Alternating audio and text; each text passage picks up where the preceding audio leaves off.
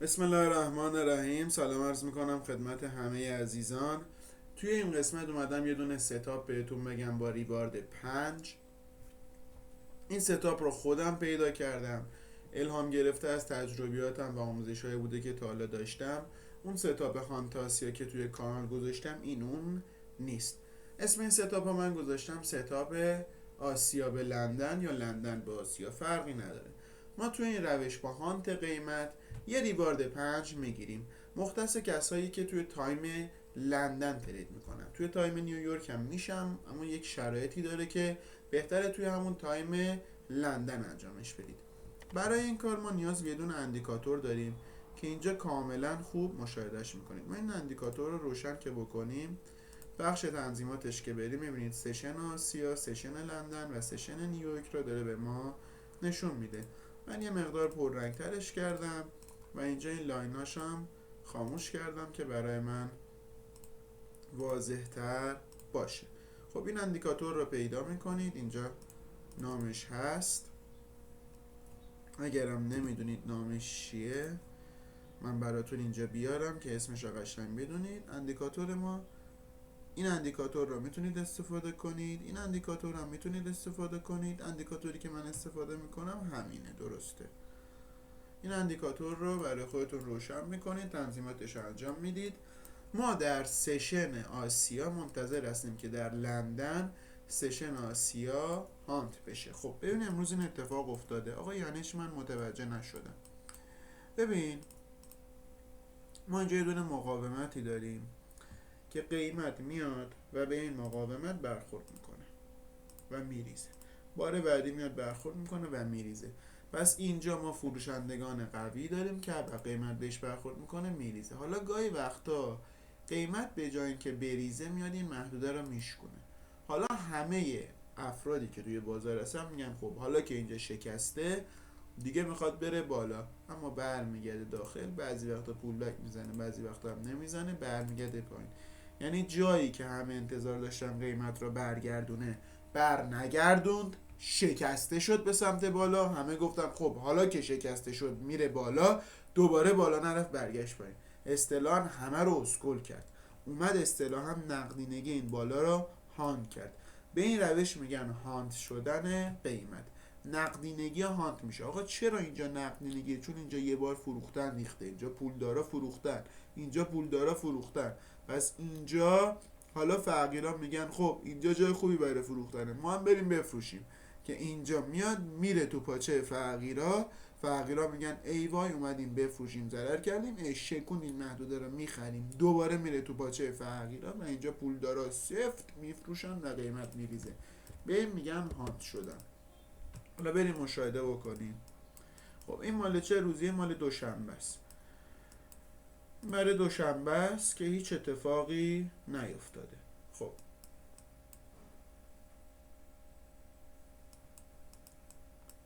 بریم سراغ روز یک.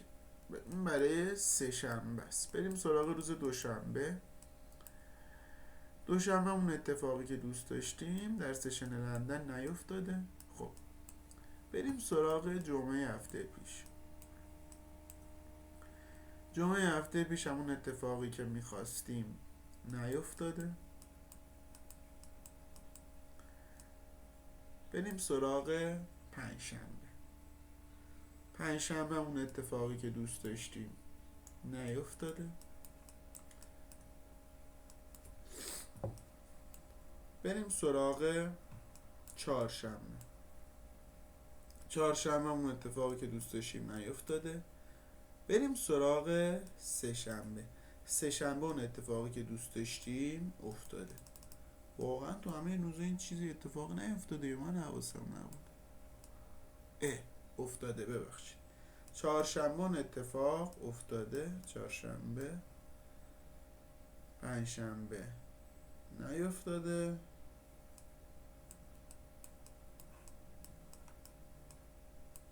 جمعه نیفتاده. خب بعد جمعه و پنجشنبه اون اتفاقی که میخواستیم نیفتاده. چهارشنبه افتاده. یعنی چی؟ خب این محدوده آبی رنگ سشن آسیاسی. محدوده آبی رنگ چیه؟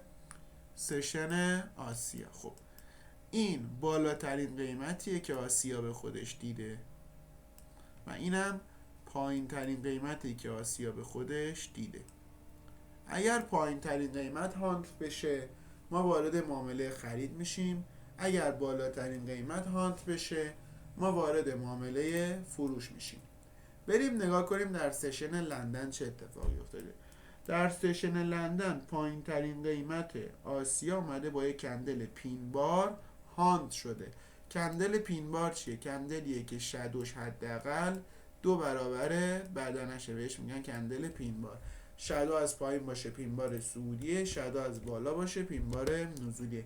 اینجا با یه دونه پین بار هانت شده. هانت یعنی چی؟ هانت یعنی چی؟ خوب گوش کن. هانت یعنی با شادو اومده این کف آسیا را زده، رفته توی آسیا، بالای آسیا کلوس کرده، بالای کف. پس کف آسیا را با شادو زده رفته بالا. این یعنی نقدینگی کف جمع شده، یعنی اینجا این کف پر از نقدینگی بوده و جمع شده. همین لحظه که کلوس کرد ما وارد پوزیشن لانگ میشیم. حد ضررمون رو میذاریم زیر پین بار، حد سودمون رو میذاریم ریوارد 5. میذاریم ریوارد چند؟ 5 که میبینید اومده تیپی معامله ما رم زده. خب این برای روز چند بود؟ چهارشنبه. درسته که جمعه و پنجشنبه بیکار بودیم ولی چهارشنبه 5 تا تیپی گرفتیم از بازار. چند تا تیپی؟ 5 تا تیپی. یه در ریسک استاندارد 1%، 5% توی یک هفته 5% گرفتی دیگه اون هفته ترید نکن. ریسکت 0.5% بود، 2.5% گرفتی دیگه اون هفته ترید نکن. بهترین تریدرهای دنیا ماهی 5% میگیرن. خب بریم سراغ قسمت بعدی. خب روز سه‌شنبه.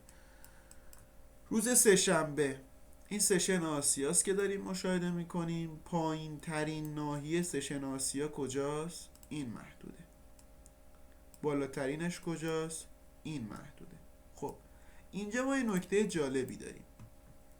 اینجا همین که سشن آسیا تمام شده قیمت هاند شده، ولی ما داخل سشن لندن نبودیم و نتونستیم ترید خودمون رو انجام بدیم. اینجا ما چیکار میکنیم؟ میگیم این چون اومده جارو کرده ما معیارمون رو میتونیم بذاریم کف این استثناست دیگه، پیش میاد تو این بین اومده شیطونی کرده، استثناست میذاریمش اینجا و اینجا اومده دقیقا همین اتفاق افتاده. در آینده کف لندن اومده جارو شده، هاند شده. خب ما اینجا یه دونه پوزیشن لانگ میگیریم، حد ضرر رو میذاریم زیر کندلی که نقدینگی رو هاند کرده، حد سود اونها میذاریم تیپی 5 که تیپیمون رو میبینید زده. تیپیمون رو چیکار کرده؟ زده. به همین سادگی. حالا بعضیا با خود همین ورود میکردن که خب ما پای چارت نبودیم، سشن لندن نبوده، اونا هم سود میگرفتن. بعضیا میگفتن آقا این وجود نداره. حالا خب اینم روز سه‌شنبه شد. چند تا تیپی؟ 10 تا تیپی. بریم ببینیم دوشنبه اتفاق افتاده. دوشنبه هم نخیر اتفاق نیافتاده. 10 تا تیپی برای این هفته. بریم سراغ هفته بعدی. این هفته رو ببین. جمعه، از جمعه شروع کنیم. جمعه این آسیا بوده، این کفش بوده، کفش رو شکسته رفته پایین، اتفاقی نیافتاده. خب بریم سراغ پنجشنبه. خب پنجشنبه این کف آسیا بوده، پایین ترین نقطه آسیا کجا بوده؟ این محدوده بوده. این کف آسیا بوده، این کجاست؟ اینم سقف آسیاست. ما باید جفتش رو بررسی کنیم. خب آسیا بعد از اینکه تمام شده خودش اینجا اومده کف خودش رو هاند کرده و رسونده به اینجا. پس ما هم کف آسیا رو برای خودمون اینجا میتونیم در نظر بگیریم. بگیم آقا کف آسیا رو ما با ارفاق میگیریم اینجا. خب نه، میگیریم اینجا. اینجا اومده هاند شده رفته بالا کلوز کرده. کلوزمون هم ما باید تو آسیا باشه که بله کلوزمون هم توی آسیاست. خب ما اینجا وارد یه دونه پوزیشن لانگ میشیم. این یه مقدار ریسکیه. چرا؟ چون پین بارمون خوشگل نیست و تیپی 5 رو میبینید اذیت کرده، اما اینجا آمده تایم محدود رفته بالا اومده پایین، از اینجا رفته به سمت بالا. این شادو رو من نمیدونم اول حد سودا زده ریخته یا اول ریخته بعد، نه به احتمال 99% حد سودا زده. خب تی پی رو 5. خب و ما اینجا یه دونه تی پی 5 هم توی این هفته گرفتیم، پنجشنبه. بریم سراغ دوشنبه. به به، دوشنبه یه مدل هانت دیگه داریم. اینجا رو ببین، این کف آسیا اینجاست. حالا از سقف هان نمیکنه به خاطر من سقف رو بخوام بهتون نشون بدم از شانس، همش داره کف هانت میکنه. اینجا رو ببین، قیمت اومده زیر آسیا کلوز کرده، به محض اینکه کلوز کرده کندل رفته برگشته بالا. این خودش یه دونه پین باره 10 دقیقه‌ایه، 2 تا کندل 5 دقیقه کنار هم، این 3 تا کندل هستن، این خودش یه دونه پین باره 3 دقیقه‌ایه. چرا آقا؟ این 3 تا کندل اینجا قیمت اوپن کرده، یه کوچولو رفته بالا ما نیست تا اینجا آمده پایین. اینجا رو ببین، من میخوام آقا این 3 تا کندل رو بهتون بگم که آقا این 3 تا خودش یه دونه پین باره. قیمت اینجا اوپن شده، رفته تا این پایین، هرچی رفته پایین رو برگشته بالا و اینجا کلوز کرد.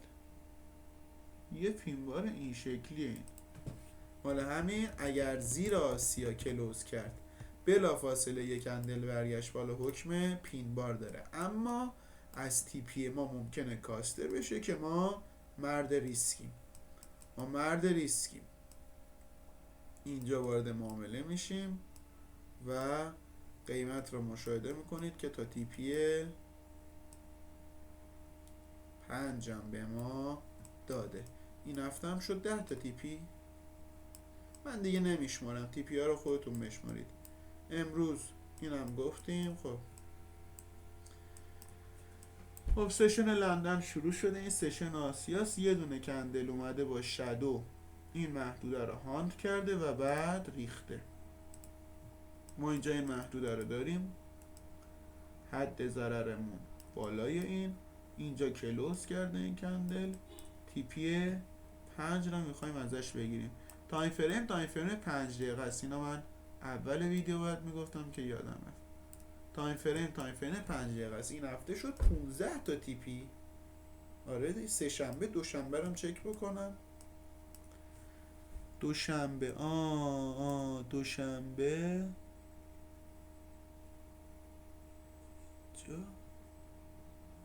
دوشنبه رو این دوشنبه خیلی خوشگله. کف آسیا اینجاست، درسته؟ آسیا اینجا تمام شد، کفش اینجاست.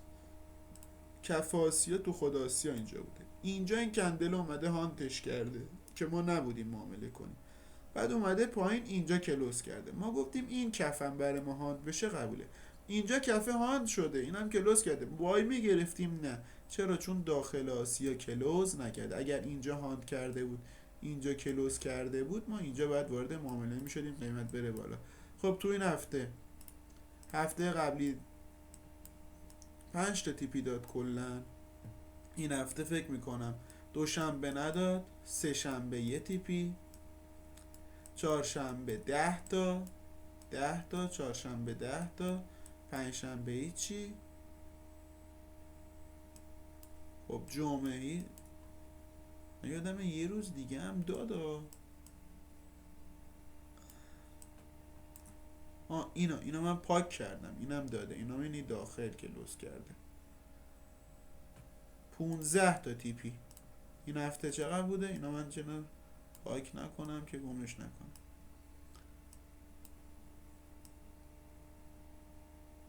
15 تا تی پی برای هفته برای سپتامبر، برای 3 سپتامبر.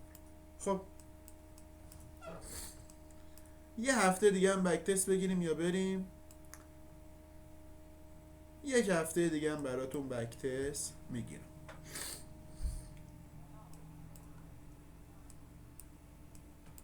خب ببینیم جمعه چه خبر بوده. جمعه این آسیای ما بوده. اینجا حد ضرر خوردیم، باید حد ضرر خوردنامونم البته نه در سشن آسیا نبودیم، نه مشکل نداره. خب این سشن آسیا سقفش اینجا میبینید شکسته شده، برگشته پایین، اما داخل لندن نبوده. لندن اینجا باز شده. ما اگر این سقف رو هانت میکرد وارد میشدیم که اصلا هانتی رخ نداد. خب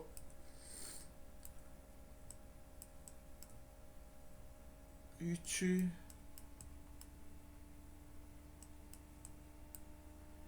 رسیدیم چهارشنبه، هنوز خبری نیست. خب اینجا را نگاه کن، آسیا اینجا تمام شده، بعدش قیمت شیطونی کرده تا اینجا هم اومده. ما این سقف رو بذاریم اینجا، قیمت به محض اینکه شروع شده این سقفمون رو میذاریم اینجا، میگیم آقا این سقف آسیا، این سقف رو هاند کرده اومده پایین کلوز کرده، همینجا شورتش رو میگیری، همینجا شورتش رو میگیری، قیمت رو میاری، حد ضرر رو میذاری پشت این کندل که سقف هاند. فهمیدی چیه؟ آسیا اینجا تمام شده، ولی چون تا اینجا بعد آسیا رفته بالا ما سقف رو میذاریم اینجا. این اومده اینو هاند کرده، اومده کلوز کرده. کجا کلوز کرده این کندل قرمزه؟ داخل آسیا. ریوارد چند میخوای از بازار؟ 5. من ریوارد 5 میخوام. ببینم ریوارد 5 میده. اوه چقدر اذیت کرده تا این محدوده رفته، بعد برگشته نقطه اول، بعد رفته ریوارد 50 داده. حالا یکی ترسوه تو ریوارد 4 و 3 میبنده، ولی دیگه زیر 3 نبند دیگه، چون این هر روز که به تو نمیخواد ستاپ بده، هر روزم بده. خب بالاخره یه دونه ضرر روز سه‌شنبه فکر کنم گرفتیم از من. ضرر نیستش، ضرره دیگه، ضرره. خب این کف آسیا، اینم سقف آسیا. اینجا لندن شروع شده، هانتی من نمیبینم اینجا اینو بخواد هانت کنه. خب اینجا اواخر لندن اومده این کف رو هانت کرده، درسته کف رو هانت کرده، ولی کجا کلوز کرده؟ زیرش کلوز کرده، پس این حساب نیست. باید داخل آسیا کلوز کنه، باز هم ضرر نکردیم. ما چقدر زرنگیم. قیمت اینجا باز شده، اومده اینو هاند کرده، اما نتونسته بیاد داخل آسیا کلوز کنه. کندل بعدیش اومده داخل آسیا کلوز کرده. ما اگر با این بعدیه وارد معامله می شدیم، نقطه ورود، حد ضرر، خب میشه با بعدی میشد معامله کنه و تیپی 5 معاملمون که مقداری وارد سود شده و بعد اومده حد ضررمون رو زده. یه دونه ضرر خوردیم روز سه‌شنبه. بریم روز دوشنبه رو ببینیم. روز دوشنبه رو ببینیم. روز دوشنبه هم که اتفاقی نیفتاده. خب روز سه‌شنبه یه دونه ضرر خوردیم. همین ضرری که خوردیم تا تیپی چند رفته؟ تا تیپی 3 رفته. خب سه‌شنبه یه دونه ضرر خوردیم، یه دونه SL. چهارشنبه 5 تا تیپی خوردیم، میشه 4 تا تیپی. 4 تا تیپی همین رفته 4% یا همون 2%. خب الان میدی ظاهرش ساده است، ولی اگر بک تست نگیری وقتی وارد ریل میشی وین ریت بالایی که داری میاد پایین. بعد بعضیا اومدن اینا با دستکاریش کردن، مثلا میگن آقا تیپی 3 منو که زد من ریسفری میکنم، تیپی 2 منو که زد، مثلا تیپی 2 منو که زد من نصفشو خارج میشم که یر به یر بشم، بعد نگهش میدارم تا بره بالا. از اینجور مواردم خودت میتونی اضافه بکنی، اما من اصل کارو بهت گفتم. یه ستاپ ساده است ولی کلی تجربه میخواد، کلی علم میخواد، کلی دانش میخواد که اینا بخوای انتقال بدی، که ببخشید میگم انتقال بدی، از خودم نمیخوام تعریف کنم، کلی چی میخواد؟ این کلی واقعا میگم کلی تمرین میخواد همینو بخوای استفاده کنی. ولی اگه با همین یه دونه بخوای ترید کنی، اگه آدم باشی دیگه، ما ایرانی‌ها آدم نیستیم، روانمون مشکل داره. الان اینو میدی همه چیزش خوبه، یه هفته 15 تا تیپی داد، یه هفته 5 تا تیپی داد، یه هفته 4 تا تیپی داد. خب 15 با 5 20 با 4 24 تا تیپی، نیم درصد هم وارد میشدی تو 3 هفته، شد 12%. 2 مرحله پراپه. ولی هیچکی نمیتونه پاس کنه، چون از لحاظ روانی مشکل داری. تمرین کم کردی، هانت اشتباه تشخیص میدی. تمرین زیاد کردی، هانت هم درست تشخیص میدی. صبر نداری 3 روز معامله نکنی تو هفته، 4 روز تو معامله هفته نکنی. صبر داری 4 روز بشینی پشت 4 ساعت 3 ساعت بعد معامله نکنی. استراتژی تلاس، ولی نیاز داره که شخصیت خودت کار کنی. قسمت‌های روانشناسی چندین بار ببین. روانشناسی واقعیه. یه مقدار رو خودت کار کن، با همین استراتژی میتونی کار کنی. و اگه 100 روز ازش بک تست گرفتی، تازه میفهمی چیه، بعد اگه خواستی باش بری پراپ پاس کنی، برو 3 سال بک تستشو بگیر. اگه نه میخوای الان دیدی فردا بری اجرا کنی، رو راست بگم هیچی نمیشی، هیچ فایده ای نداره. الان دیدی فردا خب بریم با همین 3 هفته 12% گرفت. الان تو مخش هک شد 3 هفته 12%. میره یه ماه با این سبک کار میکنه، کلا 5 تا تیپی میگیره، بعد افسرده میشه. خیلی صحبت ها هست که دیگه نمیخوام ویدیو رو طولانی کنم. تریدر شدن نیاز به این داره که شخصیت قدرتمندی داشته باشی، شخصیت سالمی داشته باشی.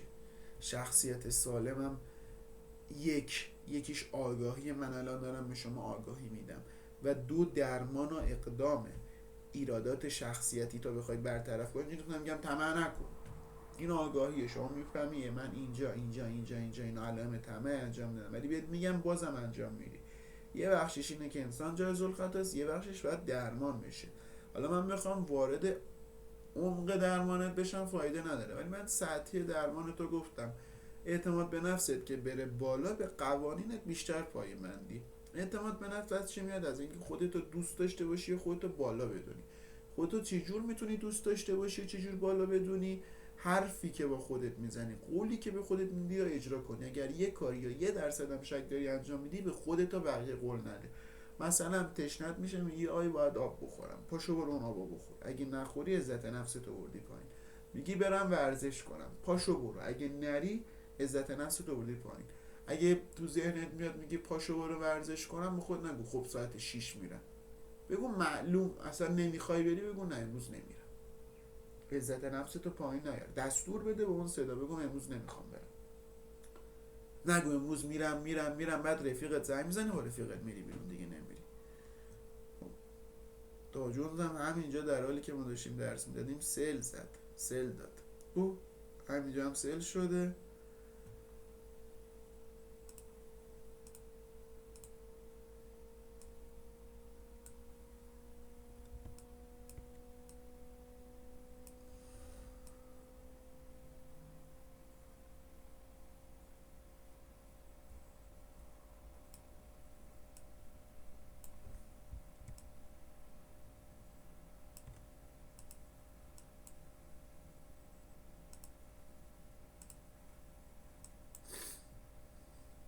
پایین محدوده، من دوست دارم بیاد پایین.